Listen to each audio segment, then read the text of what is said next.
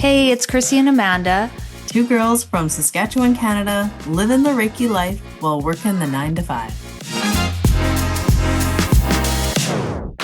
Hey everyone, welcome in. It is episode 29, and you are here with Amanda and Christy.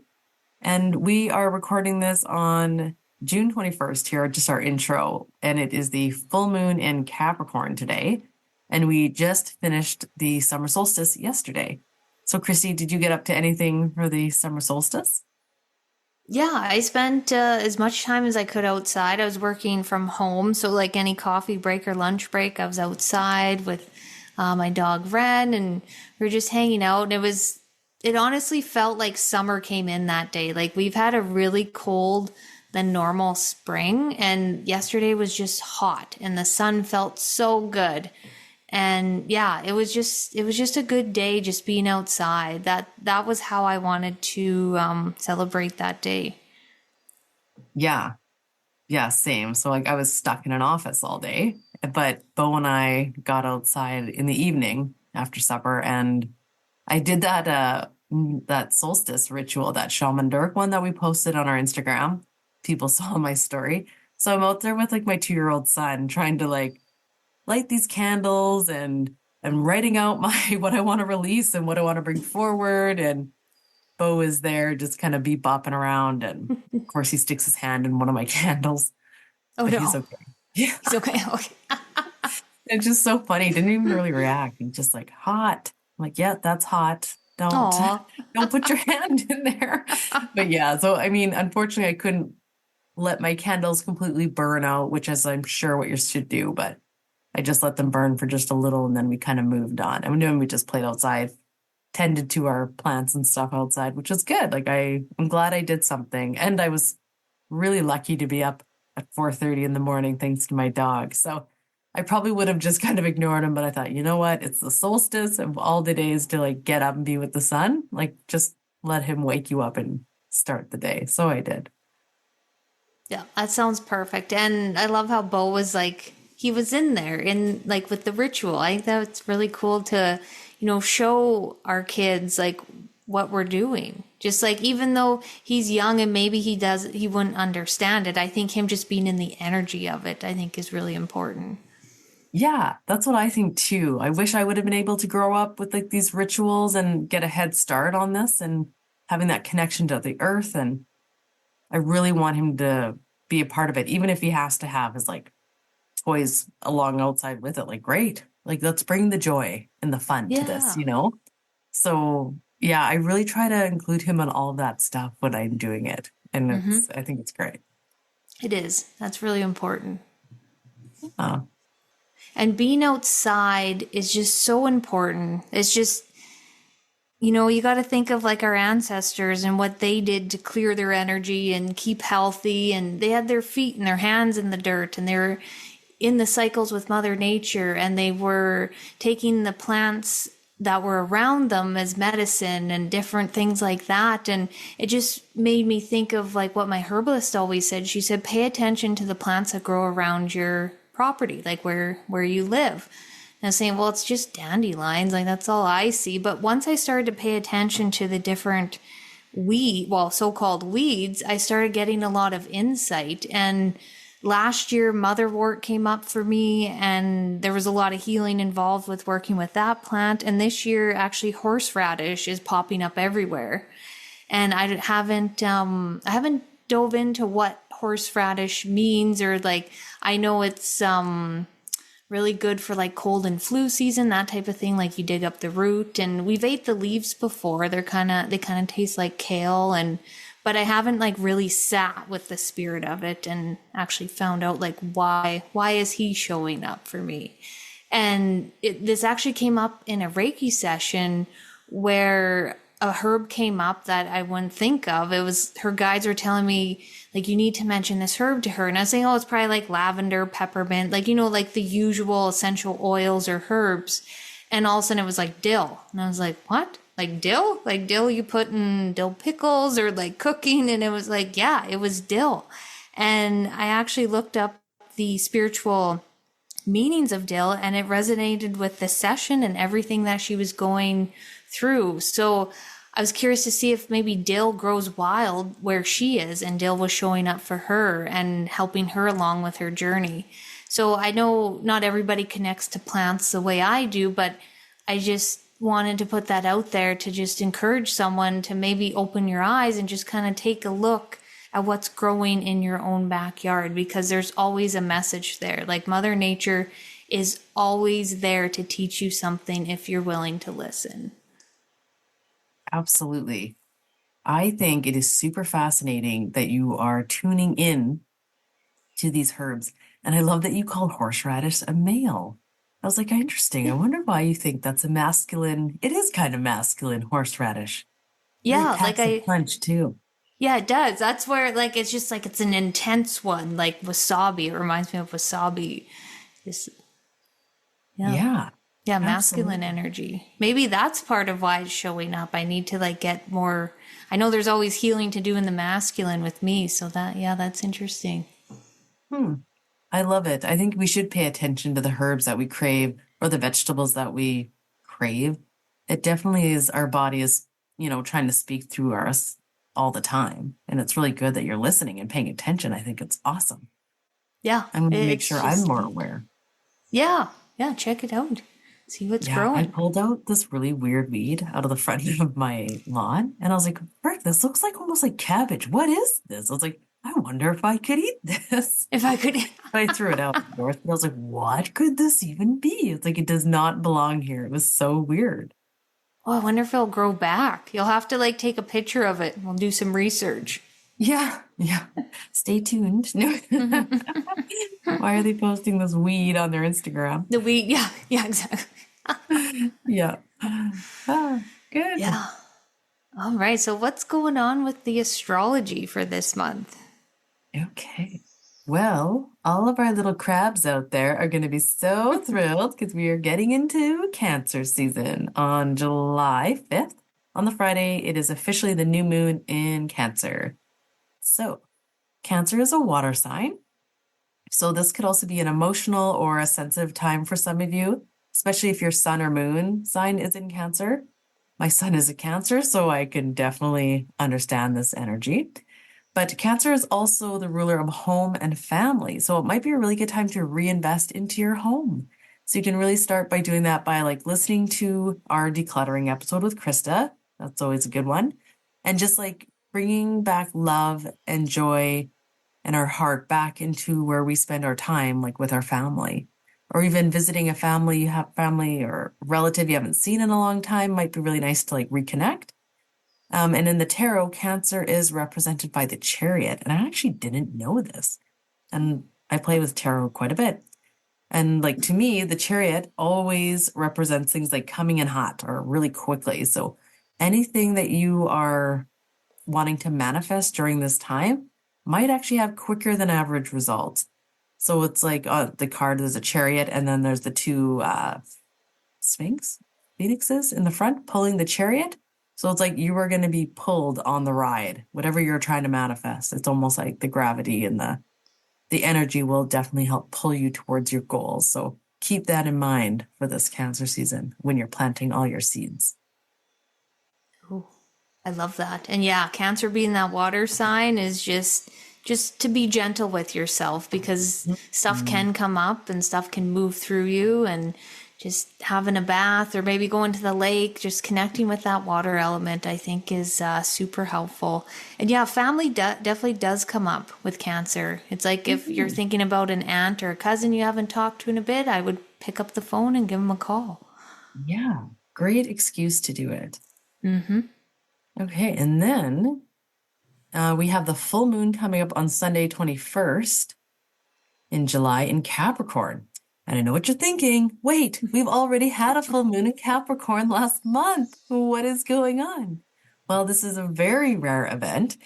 So yes, there are two full moons in Capricorn back to back. So it is, like we said, like really rare. So if you remember from the June's full moon forecast, we said how Capricorn is an earth sign and the devil card in tarot. So you can think of like what addictions or activities are you maybe doing that aren't helping you reach your life goals. So this is going to be your second time around to really pay attention to these. Take inventory. What are you giving your time and attention to? Are you addicted to your phone maybe, or Netflix? And you're using your time to watch shows instead of maybe build your brand or work on your foundation to set up your life for success. Like, take not and release it. You are in control of your life. Time to take responsibility and really kind of hone into those goals and let anything else fall away. And we've mentioned this, I remember last year on our podcast episode in this time, like they call it the full thunder moon. So we're in that thunderstorm frequency again. And I remember us talking about like being grounded and stuff like that. So this full moon is also your warning sign for those surprisingly dangerous times of the year when thunderstorms are frequent. I think about people who used to like really live outside and live on the earth and follow those moon cycles. Like I can't imagine how preparing for rank storms and the possibility of like your livelihood just being wiped out, with a really bad storm. So I always I think like it would be really important to follow the moon cycles just so you know when to like get prepared if you're outdoorsy and stuff like that. Super interesting to think about. That is interesting. Like just watching the sky, like they didn't have any weather app to watch. And just no like, pink well, screen report. Yeah, let's just trust what happens. And yeah, trusting what happened in the past or like last year and things going in cycles and patterns. And yeah, it's also interesting, hey? Mm-hmm. And yeah, with this Capricorn full moon coming around again, I was talking to my Akashic teacher about this full moon because we both have a lot of Capricorn placements in our charts. And that's something else like I wanted to mention. Like when I talk on Instagram, like I'll share those posts like full moon check-in, how you doing? Like triggered, you feel good? Or you like what's going on? And sometimes people are like, well, I feel nothing. Like why don't I feel anything with this moon? It really kind of can get technical down to where this sign is in your natal birth chart and like what house is it affecting, and like you can really do a deep dive on that, but that's of course if you find astrology podcast if you wanted to get in on that. But yeah, I just wanted to say like with the Capricorn, Saturn rules it, and Saturn is all about karma and like things coming to a close. So if you didn't have a chance to close something on the last full moon, you will get another chance and things will come full circle, and maybe you'll gain some clarity on why some chapters will close and like take the lessons and move on. Yeah. I know I'm going to do that. Yes, same. Yeah, we're actually recording this tonight with plans to do our full moon release right after this. Yeah. So we'll update you on our next intro recording, but cut some chords. Yeah, it's going to be fun. Yeah, absolutely. Let's get into our episode topic for today. So we met another amazing person at the Wellness Expo back in March, I believe it was. So it seems like a long time ago. We recorded this, back in March with a woman named Krista. And she's the one that helped organize this Wellness Expo, and just watching the community come together and all her hard work. It was just amazing. And I was instantly drawn to this woman. I was just like, I need to talk to her. I need to know what she's doing, what she's about. And she ended up coming over and we had this amazing conversation with her and about Reiki and what kind of Reiki she does and like weaving the energy. She talks about that on the podcast and on this interview. And she talks about like her reading auras. And yeah, it was a really good conversation. Yeah, she's super cool. And she is like the nicest, kind-heartedest person ever. And if anybody wants to reach out to her, we do mention and we'll have her contact information in our show notes. Because I got her to read me and Christy's like aura, like what color we were. Oh, right. So that was super fun. And yeah, she talks about how she can do Reiki, and she was offering, I believe she was reading cards that day and maybe mediumship as well. I can't remember what she was all offering at the actual trade show, but yeah, she's an amazing lady. And we hope that you enjoy this episode because we loved recording it. Enjoy. So Christy and I met Krista when we were at the Foam Lake Wellness Expo this year. Krista was one of the organizers and also had her own booth offering readings in mediumship, oracle cards, and can read auras. Krista is a psychic medium, has her Reiki level 1 and 2, and also has her Reiki level 1 and Jikiden Reiki, which I definitely want to just touch on slightly. Krista was so welcoming to us and so fun to talk Reiki with after the show. And thank you so much for being here and being a guest on our podcast. We can't wait to just pick your brain. You have so many great offerings. So exciting. Well, thank you for the invite. And when I first saw you and you were like doing the intro like at the beginning of the show on Friday night, and I was just like, that lady has like the most beautiful energy. I was like, I just need to go and talk to her. Like when, I don't know, it just feels like a warm hug when you're like around you. I don't know what it is. It just like, you can tell when someone is like a heart-centered being when they come from their heart. So I just wanted to share that. Thank you very much. I love talking, but I really love talking in front of people where you can make a difference, and that's why I do what I do. Yeah, I could totally see that because it just like invites you right in. Yeah, and that's what I want. I want everyone, especially when we plan these expos, I want as many modalities and many people with open minds under one roof so we can all share and learn from each other. Yes. And what a great experience that was. Hey, Amanda, like so many open-minded people, lovely, like heart-centered people. And there was such a great variety of people there. Yes. I just loved all the different types of like hypnotherapy and readings and different kinds of readings and Reiki and Indian head massage. I'd never even heard of that. So it was just awesome. Just so good. Yeah. And there's so much more out there. And that's just in one small community. And majority of the people that came to this expo were all within, I'd say, about a 200-kilometer radius. And I've been working in that community, oh my goodness, I'm going to say 17 years. Wow. And have been so welcomed. And it's just opened my eyes up to so many different things. I really love that community. Yeah. And it's crazy to think about how many people are in that small of a radius. Because like more and more people are waking up and they're tuning into their gifts. And it just seems like this community is getting bigger and bigger. And the whole planet like is just slowly waking up, and it's beautiful. There's so many things out there. So many. And I'm so grateful that it's to be able to experience it. Yeah. Mm-hmm. So, Krista, like, tell us a little bit like how you got started, like 17 years ago. I bet you there wasn't a lot of this around then. No, we didn't talk lots about that.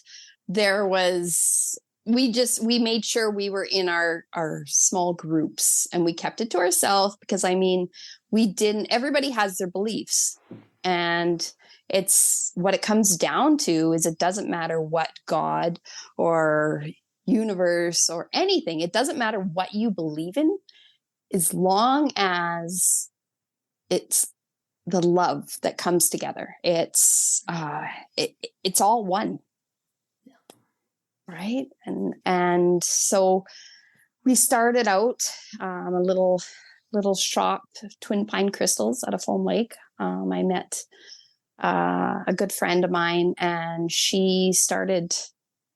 I guess we started supporting each other, and I started doing readings out at her shop, and it just grew from there. I've always been intuitive, always been attracted to helping people any way I could. And one of the, like, even as a kid, I remember a simple thing as giving my grandma a shoulder massage. And her giving me that validation that, oh, that feels good. And then going from there, understanding that every person that I met basically all had a different color. And I could kind of read their moods. So I would either run in open arms or I'd back off. Like it was kind of my warning system for meeting a whole bunch of different bunch of people. That's like that would be an amazing tool to have. Like, it's like a green or red light with someone like, ooh, bad day. Like that would be so helpful in the office, like you're like, ooh, yeah, avoid her today. But yeah, but I can feel energy too, rather than see it. But seeing it is like, it's so amazing. So I thought everybody could. And what I've learned throughout the years is we were all born with intuition. We all have the skills, but we tune into, we're stronger in some areas versus others. And so when I see an aura, it's like staring at a light bulb too long, and it's a halo around them.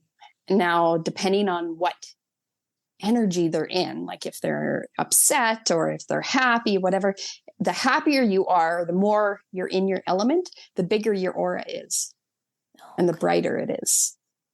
And I find the colors kind of radiate what I interpret, and they kind of align with your chakras, right? So when I see someone that has lots of red around their shoulders, that tells me that they lean on people for security. They need that validation to give them that boost of confidence or that security, whatever they're missing. When someone that has yellow, they're a worry wart. They worry about everything. And it's different, and then someone that's scared, I don't see any, like it goes very close to your body. So it's just, it changes. So when they're scared, they're kind of keeping everything close in. They're not projecting out any color at all. Nothing. It's like they want to hide under a rock. They don't want to be seen, don't want to be felt, nothing. Right. And so when I have clients come to see me and they're super nervous, I ask them, can you take a deep breath? Just take a couple deep breaths. And they're like, well, why? And I'm like, because I can't see anything and you're super nervous. And it's like, and what I read isn't that I'm going to be reading their minds. My intention is always I'm able to read what they want me to see, what their higher selves want me to see from them. Yes. So, and it's all free will. And there's some people where it's just like, nope, they're not opening up today. and that's fine. But it just changes. And it's I love to people watch for that reason. Because you learn a lot. Well, that's just like a mediumship trying to connect in, or a psychic trying to connect into them. If they're completely closed off, like they're not going to let you in. You won't be able to read for them. Yeah. Exactly. Yeah. You almost need to read everyone else in the room first until they can open up to the idea and then go to them. So they're like, okay, let's see what this is about. Again, giving them a safe foundation that they're like, okay, you're not going to hurt me, or you're not going to tell me something that I don't want to hear. You're not going to scare me. Right. And it's like, I have to a lot of times reassure them that they're okay. Everything's fine. This is just and that's the biggest thing too, is this is just an interpretation. This is like a movie that's being played in my mind's eye that I can see and I interpret it. Now, it's not, sometimes when I give my interpretation, it's not spot on. But because they have to sit with it, they have to siphon through and realize what makes sense to them. That's so true. And that is like such a beautiful way to put it. Because like with my readings, I'll be like, okay, I'm seeing this, seeing that. And like the spirit guides, they're so metaphorical. So like it could mean something to me differently than what it means to them. It's like, I sometimes say it's like a game of charades. You're trying to be like a 3-letter word. Okay, this, that. You're just like, oh my goodness. But that's like the fun part of it. But yeah, I really like telling your client like, hey, this is how I'm interpreting it. That's like such a good way to set the stage. You have to make them feel safe. right?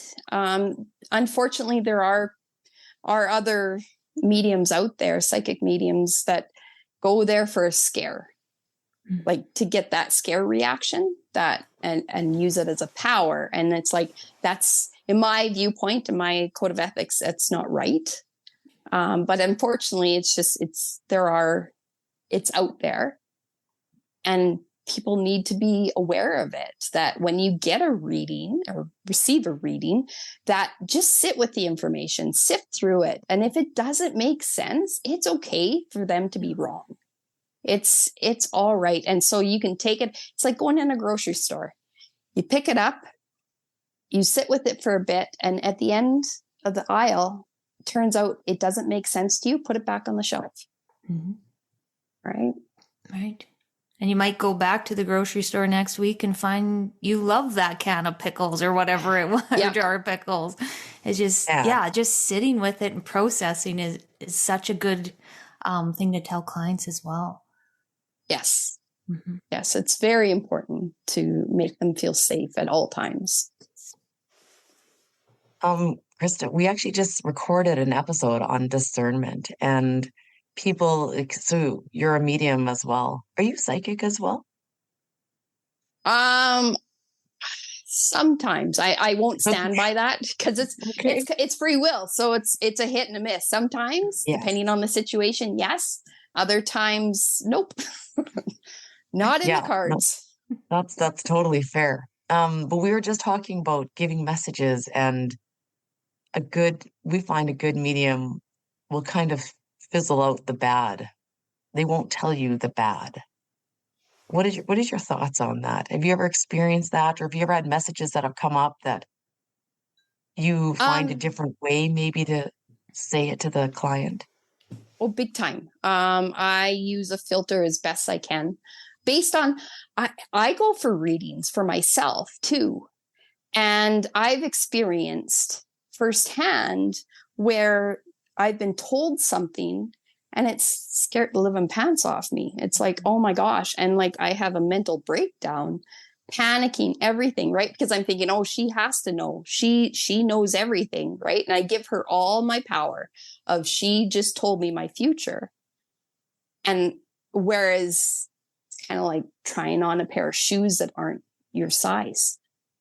So I'm trying my darndest to get my size 7 foot into a size 4 shoe. And it's like, it won't fit. It hurts. Why does this hurt? Why am I fighting this so much?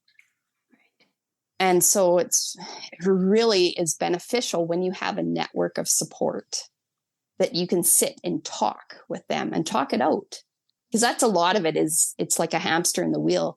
You get going and it's like, you go crazy thinking, well, what if this and what if that and everything. And it's not until you talk to your safe people that they're like, they help you sift through it and go, hang on a minute. Could this mean that? It's like, oh, and then the bells and whistles go off and it's like, yes, that's exactly what it's all about. Oh, and then all that anxiety that you carried of hearing those words from somebody else. As soon as you hear your truth, all the anxiety dissipates. It's gone instantly. And it's like, oh, okay, that's what she meant. Okay, I'm good with this. So it's very important to have that filter, because you don't want people going into panic mode. Thank goodness I had a network of people that could help talk me through it. But there are people out there that don't have that, and they take it too literal. And they leave their spouses, or they make big changes in a career that they're not ready to make, or whatever it is. But it's just like, hang on a minute, baby steps. Let's back up here. Yeah.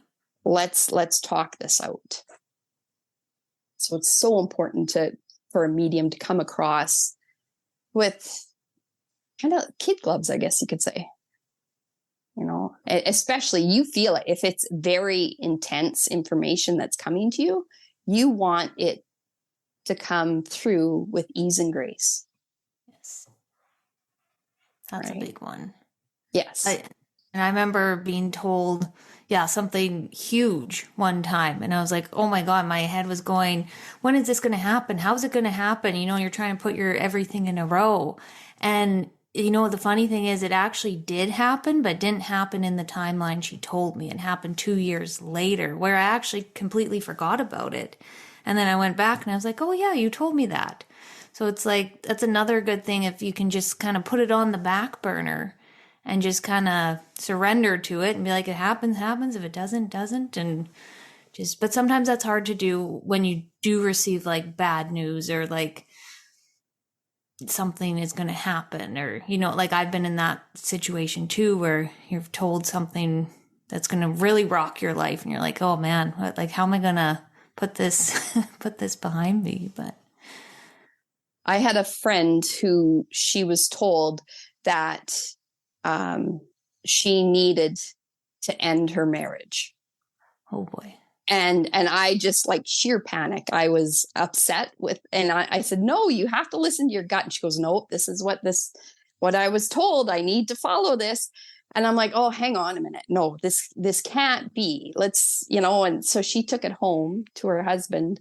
And I mean, it caused major conflict. There was already conflict there, but it's a major conflict there. And my heart just broke for her and him. And they ended up toughing through it. And it was amazing because it wasn't, the psychic medium told her it was, her marriage would come to an end. When in actuality, when they went through and worked things out, it was an end to old habits, an end to how they started, because they were high school sweethearts, but they were able to work through it and start a new relationship. And that's what she was told. You're going to end this relationship and you're going to start a new relationship. And, you know, literally it's like, oh my gosh, how can this happen? But sit back, sit with it. And thank goodness they did. And they're still going strong. And it's like, wow, okay, this is, you literally, you know what's your truth. You know what's what. You just have to learn to trust it, right? Like they say, trust your gut.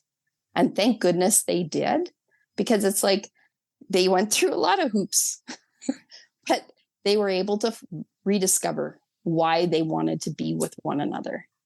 Oh. Right? So it's like, trust your gut. That's so important. Yes. Yeah, absolutely it is.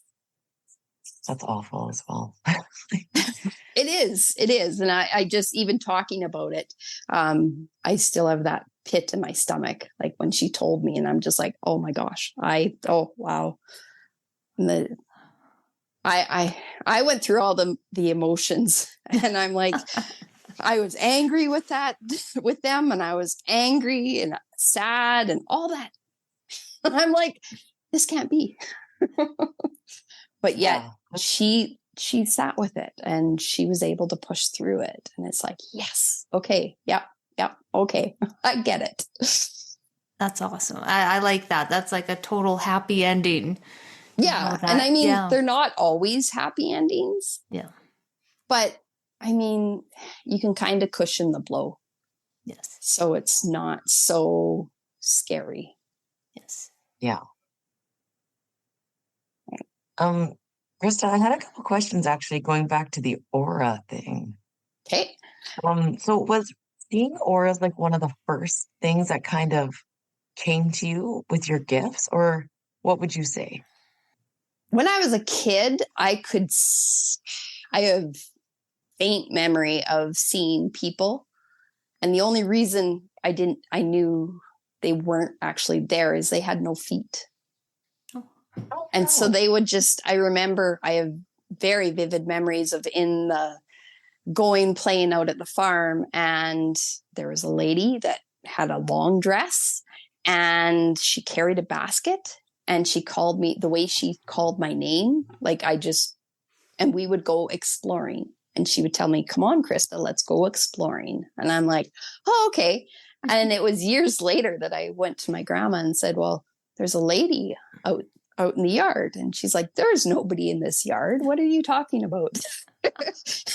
Oh, so you start seeing things, and because we're born pure, we see both sides, right? Those little guys, when they're looking past you over your shoulder and smiling, they see the angels and guides. They see everything, and they're so pure. And it's funny, a baby doesn't have color in its aura. Oh, really? They're just white light. They're pure, right? Oh. And so they have such, and as the saying says, out of the mouths of babes, right?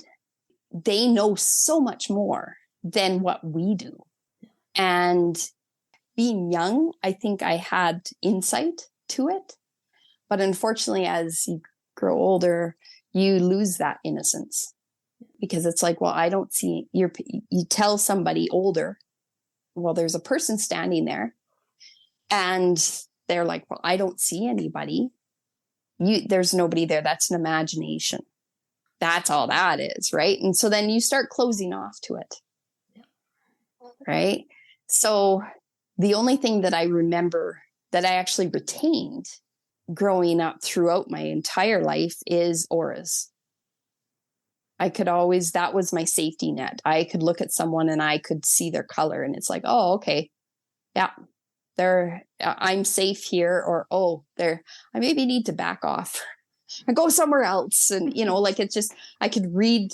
I guess that's where I learned how to read people, yes, as well as I do now. That also brought up a question, like if somebody is sick, would you be able to see that in someone's aura? Like, would it be like a different color or closer to their body? Yeah, their colors go from, like, typically there's lots of yellow, and the yellow is milky or really slimy green. And it's usually small. It's not very far away from their body. Okay. And so, and when I see that, I'm very cautious, because I don't want to go around saying, well, you look sick. You should, your aura is sick. You can't, or whatever. But so I usually strike up a conversation where I'm like, are you feeling okay? Yeah. You don't look, just like stick to the physical features. Yes. Right. And so it's like, well, if their aura is like a milky yellow, I'm going to see how they're feeling physically to see if it matches. And most times it matches that they're not feeling good. Right. Right. That's interesting. So, is that something, can you turn that off, or is it always on? I can turn it off. No. Yeah. Like when I go to a concert, I just a rainbow. I put a bubble around me so that I can get through the crowd and that I'm not tired. That's the only thing that usually happens is I get really tired really fast. Okay. Yeah. And you said like the colors are associated with the chakras for you. Is that for me? That be Yes. accurate? Yeah. Okay. That's really interesting. And someone I can pick up, like, it's not all the chakra colors. I also pick up like a browns. Brown to me is my interpretation of that person likes to stay close to the ground, down to earth, does not like a lot of commotion. Or likes to stay within nature rather than people. So yeah, but for the most part, it follows in line with the chakras. So neat. Could I project my aura out to you? Like if I tried?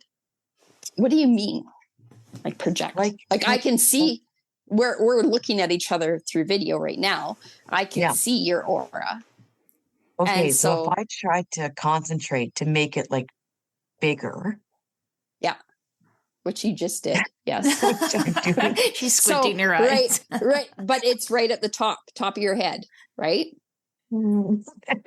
I'm just wondering if I could, I don't want to be like a Care Bear, but like, I don't know. I was just like curious if I could expand it bigger or if you would notice it. And What color are you seeing? I'm just kind of curious. I see yellows and I see there's peach. There's a lot of peach around your ears. So that tells me that you're a feeler and you tend to stay close to the heart and you like to stay among the crowd and not within the crowd, if that makes sense. Whereas you don't want to stay, you don't like to be stuck in things. You like to just be a floater, just like keep floating along. Just kind of, you like to crowd watch too. Yeah. Yeah. All very accurate. Oh, it's so neat. Okay. So the colors were different, hey? Yeah. From the crown into the side of the ears. Wow. Yeah. Yeah. Okay. Well, now you have to do Christy. Oh, yeah.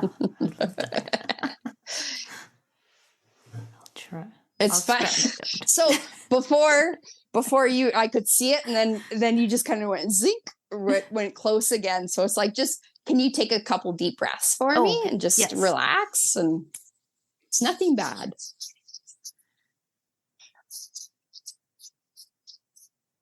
Okay. You have lots of greens, so that's right to your heart. You're sensitive on words. So you can pick up, you have like an oversensitive hearing. You can hear things like it's there, like with that green tells me that you can it's like listening to putting your ear on a wall. Mm-hmm. And you can hear somebody will tell you something, but yet you can hear the undertones of what they're really mean. Oh yeah. So definitely. Yeah. And yeah. And so with you being so green, that tells me that also you put a shell around on certain people that you might not see auras, but you definitely have a protection shield that's like, nope, that person's not going to see me here. Sorry. Keep going. Yes. Something I've worked very hard at. Yes. Maybe it was natural, but I just, had to do that in my journey. Yeah. Thank you. That's so interesting. And the green, always comes, or I always think of like the heart chakra, of course. And yes. And it's funny. I actually started to see auras around trees in the summertime. I was so freaking excited because I was like, I want to see an aura so bad because I hear about people that can see them. And I was like, I'm going to start looking at trees. And I did this summer and I don't see colors. I just see like a phase, like a haze. That's how it starts.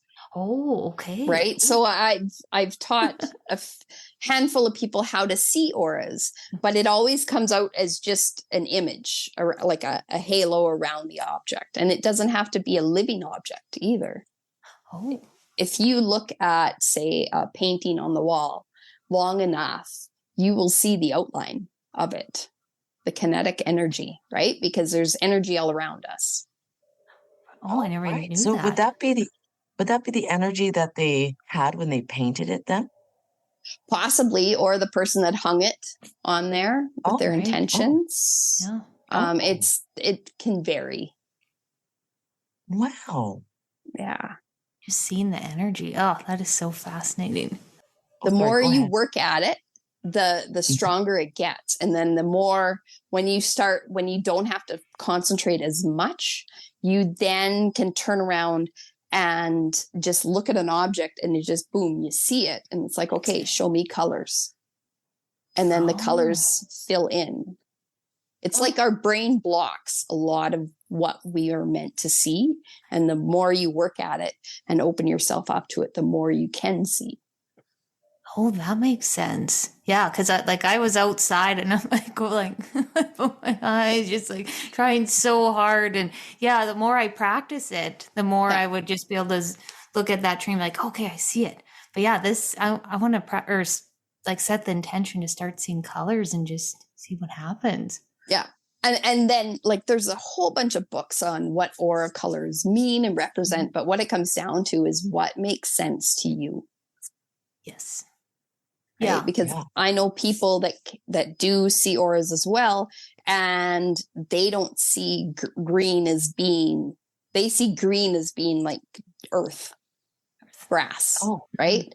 And they see pink as heart.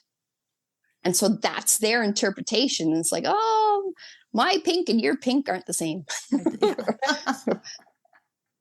Yeah, you would definitely develop your own like legend, you know, of Yes. what means what to you. And everyone would be so individual. That's right. Yeah.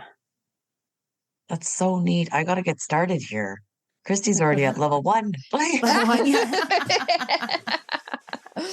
Oh, it's so great. Now I'm going to be sitting on the couch. I'm just going to be staring at Todd just to see if I can see a fuzzy outline to start, and then just make seeing sure if I can you keep develop. breathing. That's the key. Okay. Is when we hold our breath. Well, you probably know from Reiki, when your client is holding their breath, their energy isn't moving, and it's really hard for you to be that conduit. Versus when they're breathing and they're relaxed, that energy is just flowing much easier. Right. Yeah, we tend to hold our breath too when we're like concentrating really hard. Yeah. Oh yeah, we're all guilty of it. Yeah. Wow. Love that. Love it. So we want to ask you about like your Reiki journey. So you have your level 1 and 2, and then you branched out into a different type of Reiki as well. So we always like to ask our guests like how Reiki found them, and just tell us about your first experience, or like how you remember all of that starting, and yeah, we'll go from there. Well, when I first took level 1 Usui Reiki, I can't honestly say what sold me on it, other than one of my very good friends and relatives. She's like, I'm taking this level. I'm just guided to do it. And I'm like, oh, I'll come. I'll tag along. Right. And so then when I got through the first level, and it's like, wow. And I really got a sense of that feeling. I was ready for the next level. Like as soon as I received that attunement, I'm just like, my fingers started tingling. I wanted more. I wanted to learn more. And so I took the second level with her as well. And then it was just like, do you want to go into be a master? And it's like, nope. It was like somebody had turned the switch off on me. Like I was just meant to learn level 1, level 2. And I just felt like, okay, now I'm going to take this and I'm going to add it to everything else that I do. And then I met an incredible woman. Her name is Darlene Wagner, and she does Jikiden Reiki, and she is incredible. I've seen what she can do, and it blows my mind. And of course, I'm like, I want to learn that. Can you show me that? And she's like, yeah. And so she had to go through all the steps to become a master. And then as soon as she received it and was able to teach, I think we were one of her first classes that she taught. And it was just like, oh, wow. Okay. So for Usui, it's all basically the same thing. It's all stemmed from the same thing, I should say. But it's just different symbols mean a different thing. I'm not explaining this very well. So where Usui, you hover, or you can put your hands over top. And Jikiden is you are actually moving your hands across throughout the body and doing certain symbols that you wouldn't do in Usui to get the energy to move. And so much, one level you go and you would increase the power if you find a block. Whereas Jikiden, you decrease the power to remove the tension in order for it to move. And you're not actually taking it away. You're just removing the buildup so that the energy continues to flow. And I'm not an expert at all. I'm rusty, very, but I use different attributes that I add a little bit of this and a little bit of that, and it works. Yes. I feel like that's what Christy and I do as well. Yep. Like when you were just describing that Jikiden Reiki, I feel like that's what we're doing more so than traditional Usui Reiki. Usui? Usui, yeah. We don't know which one is correct. But yeah, because we're constantly moving the energy around with our hands. And I remember you saying at the Foam Lake Expo about how you would like braid the energy with your fingers. Yes. Yeah. So a lot of times when you're hovering or when you're moving, your fingers, have you ever felt that your fingers stick together? Like it's sticky? Yeah. Right? Well, and like And Yusu, your fingers are together. They're supposed to be. yes. Yeah. Yeah. Yeah. Versus and with Jikiden, there are some where you would separate your fingers. But when I want to weave it, if that sounds correct. I want to move that energy, and I want to move it from point A to point B, and I want it to go around. And the more I braid it energetically with my fingers, the more the energy seems to flow easier. Yes. Right? That And is so cool. it's effective. I've been using it for years, and so I know it works. Right. And because I've done it for myself and I've done it for clients, and it's like, yes, okay, that blockage has been braided or weaved out or cleared or whatever it is that needs to get done. But it's like, okay, yep, this is what I need to do. Right. And yes, I remember at the expo too, Amanda, that when I watched you were working on someone, and it's like how you were, at times it's like you were bouncing a basketball, like where you're moving your hands up and down. And it's like, oh yeah, this is awesome. Yeah. Like my whole body will get involved, and I'm like physically moving the energy and sweeping it and getting everything going around. It's like psychic surgery.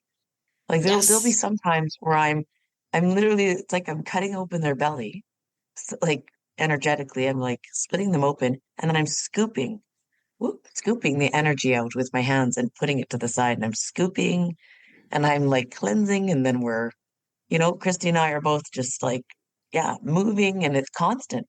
It's like a whole workout. Like, we're never just in one position. No. And that's how I was taught traditionally with Usui, was to hover, to stand still, and to not to move. And that I didn't like that part. And I kept on thinking, I'm going to change this. Let's see if it works, but I'm going to change this because it doesn't feel right. And that's what I've learned throughout the years, is you got to go with what feels right. Right. Mm-hmm. Right. And there are people out there that do the traditional Reiki treatments that are exactly how we were all taught. And that's okay. That works for them. It just doesn't work with my energy the same way. I've had sessions that are that traditional hands-on, and they move through all the points, and that's a fantastic session. I can feel the energy moving through my body and my body doing its thing with that, and it's great. Yeah. So every session, however they do it, is fantastic. Yeah. This is just what called to us, I guess. Yeah. The intention is so important. Yeah, that's the most important. And even like yesterday, I was like trying so hard to do the traditional Reiki. And I was just standing there with my hands over the chakra, and all of a sudden, like my heart or my hips are moving back and forth, and then my hands are. Then I was like, okay, let's just go for it. And then they're like flinging around, and just doing their thing, and it's like I can't sit still, and I can't hover. Like maybe like 5 seconds, get a read, and then all of a sudden it's just doing its thing. So yeah, it's just so important to, take what you learned, but put like your own spice on it. Like just listen to your intuition and just roll with it. 'Cause I'm so glad I opened that up, And watching you, Amanda, like in your early stages, when you started moving around, I was like, I'm going to try that too. And then it just, expanded from there. It's so interesting, the Reiki journey. I just love it. It is. Yes, I agree. Okay. I really need to know how you got into Galactic Council channeling. And can you kind of explain what that is? Because when I've started doing Reiki now, I'm pretty positive I'm channeling light language. And it's like clicks. And with my hands, I don't even know. I don't even know how to do it for you right now. But it's very interesting. And it's like coding. And I'm just like, can you explain your Galactic Council channeling and how you connect in and stuff? So I was taught by Bonnie Bogner, and she channels the Galactic Council so strong. She's amazing. And I learned from her how to use sacred geometry. Like we have the geometry, sacred geometry is all around us, right? And so we have 12 strands of DNA. And so if you take the sacred geometry and you put that into that DNA strand energetically, you basically plug it in, because out of those 12 strands, typically we only use 3 to 4 of the DNA strands. And so the whole part of this is enlightening the other strands within our body. So it's similar to Reiki.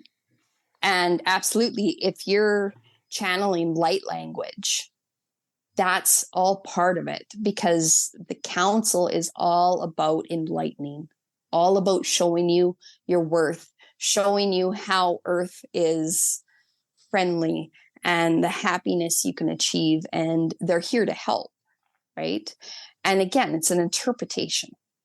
And I love their interpretation. And the more I learn about sacred geometry and fractals and all that stuff, and then being able to weave it in to a treatment that actually enlightens 12 of your chakras within your body, not just the major 7 that we're all familiar with, but they enlighten 12.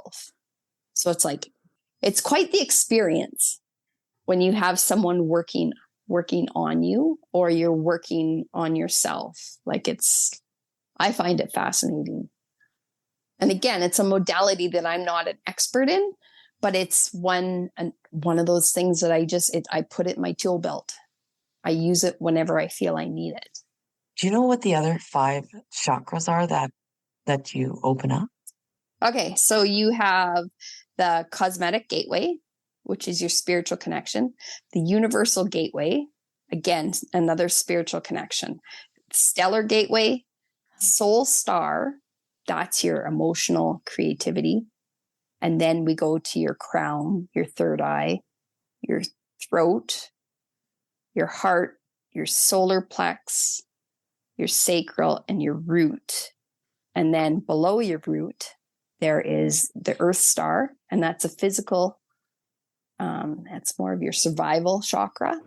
And your earth star grounds you to the earth. Okay. So when we took our masters, we opened up those chakras as well. So the grounding one underneath the root, and then the 3 above the crown. Yes. So that's stellar, and then the other 2 above. I can't even remember them. But yeah, we got those. Stellar, universal, and cosmic. Cosmic, yes. Yeah, that's so interesting. They are. And before I start a Reiki session, I make sure to open them up, like before I start. And it's just like my connection is just so much stronger. Like it just is so much more clear right through. It's pretty neat. Yeah, I can totally agree with you, because that's how I feel when I add them when I'm doing the session, or when I'm just working on myself doing self Reiki. Like I can feel that energy flow that much stronger. Yeah. It's like superpower. Yeah. Chris. Yeah. Do you do self Reiki often? Like I have totally fell off the bandwagon with self Reiki, and it's like, why don't I do this for myself? Like, every morning just do a little bit here. Like, oh, I'm a hand talker. So I'm constantly moving energy with my hands, right? And so there's some times where I literally feel like I'm vibrating because I'm not grounded, right? So, or my stomach's bothering me, or what. So I will do it throughout the day just to calm myself down, because throughout my day, I meet a lot of people, and a lot of people tend to lean on me for support. And so this way it's like, okay, yeah, I have no problem helping you, but I need to take 5 minutes out of this conversation. I just need to go regroup and ground and just get back in sync. yes. With, I call it also increasing my vibration too. Right. So it's, especially if you got someone that's unloading on you. It's like, can you hold that thought? I just have to feel better for 1 second, and then we can go back. Yes. And what I found, especially with that, is if you have somebody that's kind of ragging on you and dumping on in too much in your space, and you say, can you give me a minute? And you go and do your thing and regroup and give that self-care. And then when you come back, that person has lost their train of thought. Right? They've already moved on, and they're like, oh, well, I'm fine. I got to get going. See you later. It's like, okay, we're good. I'm totally going to do that. Yeah. Yes. Noted. Yeah. How do you clear yourself after like all your sessions and things like that? Do you have something that you do specifically, or? Well, it varies. A lot of times I have to get some food into me, because a lot of times when I'm working, I won't eat throughout the day. Oh, and that then was me at the expo. Yeah. But probably when you went home, you probably had to have some grounding food. Yeah, we crushed pizza on the ride home. Yeah. Yeah, we did. Yeah, both of us. Yeah. I do, sometimes I just need a stiff drink to just kind of bring me back down. Other times, I'm the first one in the bathtub, and a nice Epsom salt bath. And yeah, because you can feel, if you do too much and you don't take care of yourself, you can actually feel hungover. Yeah. And have an energy hangover. Right. It's so important to ground. And because I think a lot of times, especially when we're helping others, it's like wings. We raise our vibration so high, and we get our energy gets so high up that we don't realize that we're too high. It's like, oh shoot, we got to come right back down here.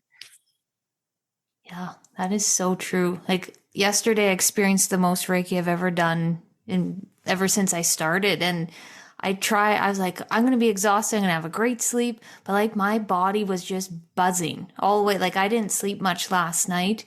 And then this morning it was even buzzing. And I felt like I should have like ran around the block a few times or did something to get it out. 'Cause it was a weird feeling. Like it was kind of uncomfortable actually. Yeah.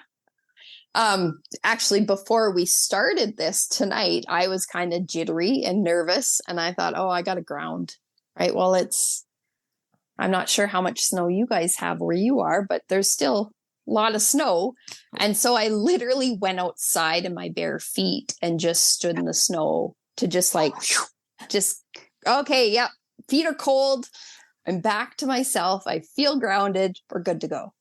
Yes. Yeah. I actually went outside between Reiki sessions and threw my hands in the snow. Yes. It was just like instantly like, oh, grounded. I was just like, this is awesome. Like it's a shock to the system, but yeah, it works instantly. I'm going to try the feet tomorrow. Yeah. That's brave. That's unreal. One thing a guy actually told me when we were at that show about like, how does the healer get healing or how does the healer heal themselves? And it's like, he told me this great thing that he learned is that after like a day when you had like a lot of clients, let's say, he's like, you go out to the tree and you take all that energy and you just see it in your hands and you collect it all. And then you kind of like sweep off like your arms, like you flick the energy off and you flick it all off into your arm, to your hands, and you like shove it off and then you hug the tree after. It's almost like you're giving it to the tree to recycle the energy for you. And I thought, wow, that is so good. And I always will remember that. Yes. I think that's too why I talk with my hands a lot, is because I'm constantly flicking. Yeah, I'm always like going like this too. So I'm flicking it around.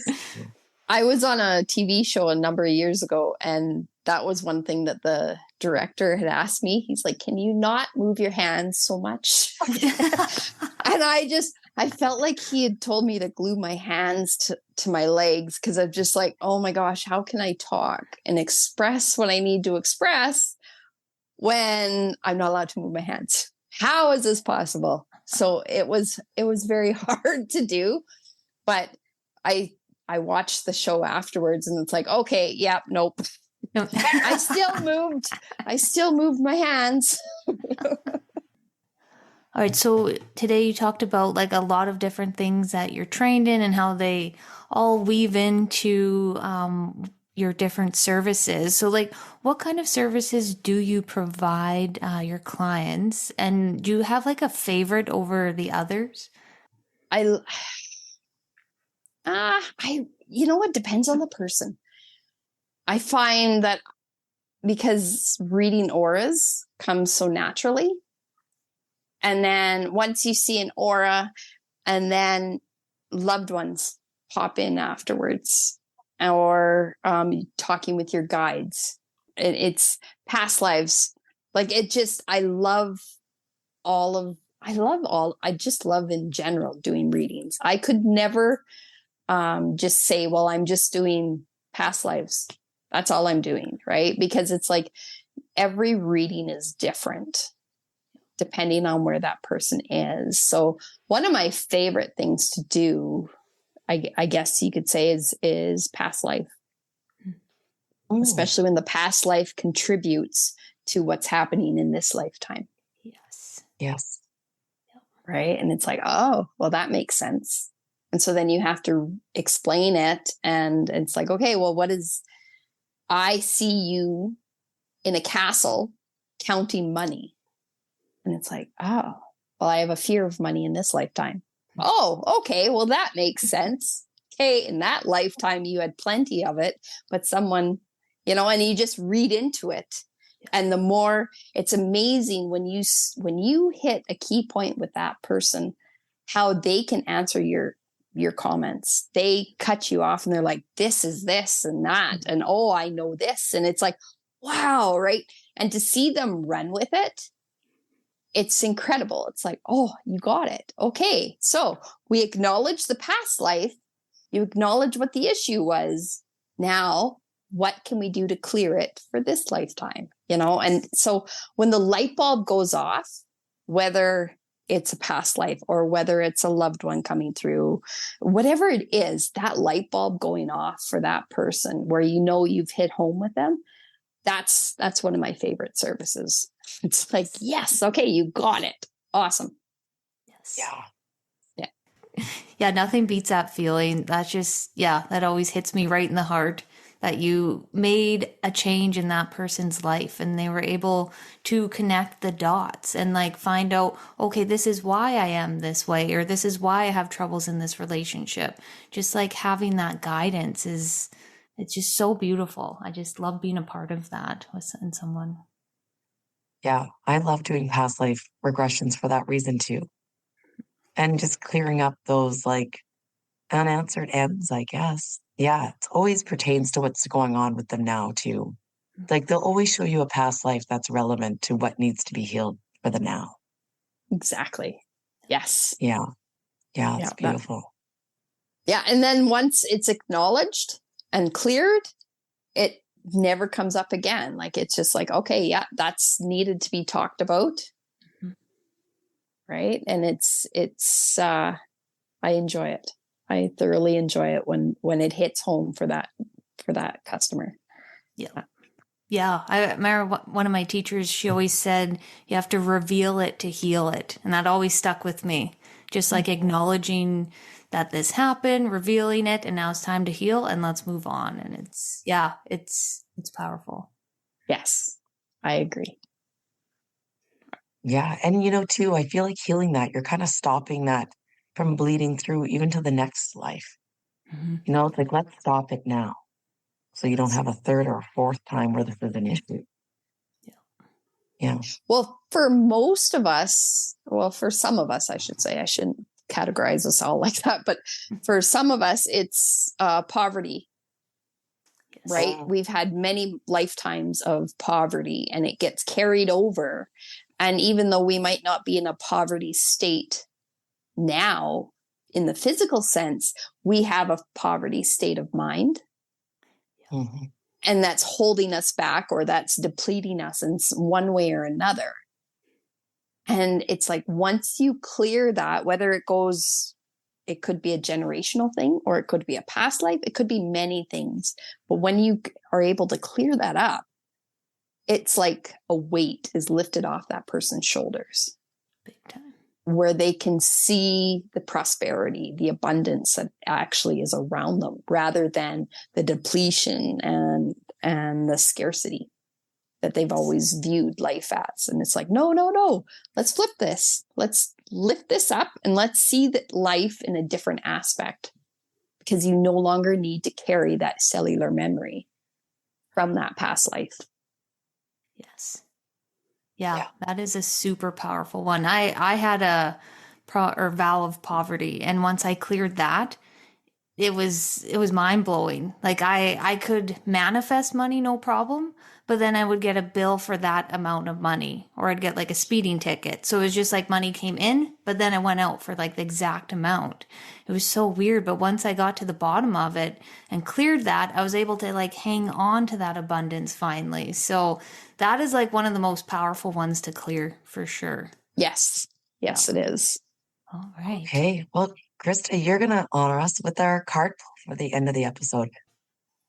I'm using the Indigo Angel Oracle cards by Doreen Virtue and Charles Virtue. I got one, but they're showing me two. So. Okay, so the first card that I have is the self-care card.